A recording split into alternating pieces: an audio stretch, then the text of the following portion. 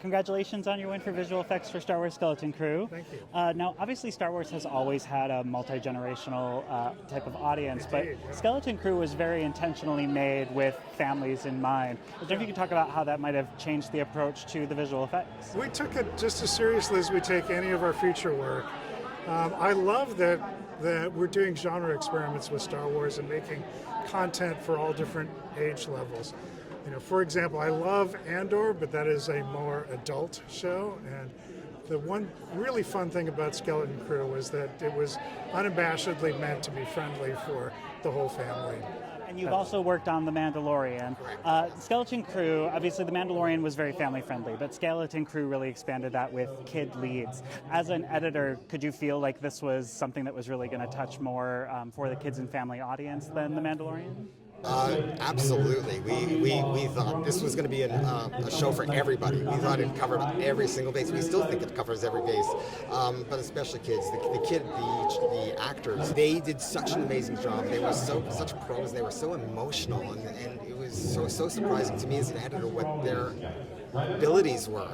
And so we would be in the editing room thinking, how do these kids do what they do? This is going to touch so many people, and it was an exciting space adventure, and it was Star Wars. Like, what more could you ask for? So yes, we really believed in the editing room that it was going to touch kids and adults alike. Congratulations on your big award for Star Wars Jedi Adventures. Now, when you're dealing with sound mixing on a show that is inspired by the Star Wars universe, which really pioneered a lot of modern sound mixing, do you feel the weight on that, even though this is aimed at like a preschool audience? Yeah.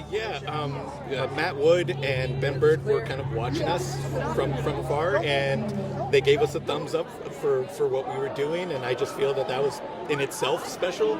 I've said it before that these are iconic sounds in an iconic world with iconic characters, and we just wanted to do our best to kind of like enhance them as much as possible, especially with animation since there's no sound. And we did a ton of Foley on this.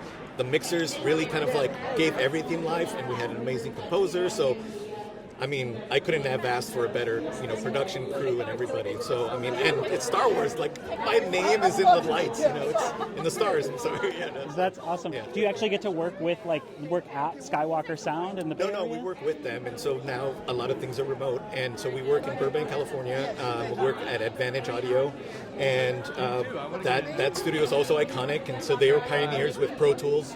One of the first studios to come out with Pro Tools, and so working with that crew is also kind of intimidating. So they're just as strong as the Lucasfilm Skywalker Sound people. But yeah, it's incredible, amazing, and also just I'm just surprised by it all. Yeah. Does your love of Star Wars go back to when you were about the age that kids are starting to experience it through Young Jedi Adventures? Yeah. So I have older brothers, and my older brothers kind of like showed them to me, and I was kind of barely getting it. But as the years went on, and as as I became an adult, more things came out, then I fell even more in love with it, and new stories and new adventures, new characters. Star Wars just continues to reinvent itself. Even when you think it's done, you're like, Andor, oh my God, just mind-blowing. Skeleton Crew, all these great shows, and I know that they have more to come, so I'm just really excited to be part of that, and hopefully be part of the next chapter of those. Perfect.